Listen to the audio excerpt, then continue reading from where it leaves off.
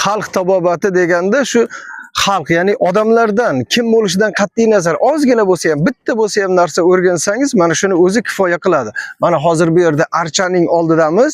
Xo'p, akamiz bizlarga o'zlarini shu bilganlarini bo'lishmoqchi bo'lyapti. Ko'rsating bu narsaning nomi nima?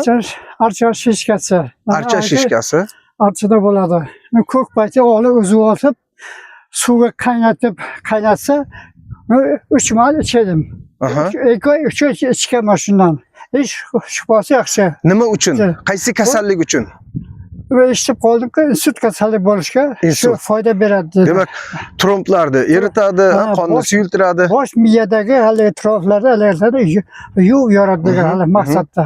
O'zingiz iste'mol qildingizmi? O'zim iste'mol qilganman. Mana shunday azizlar, so'rang, o'rganing, o'zingizni ustingizda ishlang. Demak, yaqinlaringiz, o'g'lingiz aytganmi? Demak, yaqinlaringiz yordam bersa hech qanday muammo yo'q. Albatta har qanday kasallikdan shifo topib ketish mumkin. Sog' bo'ling.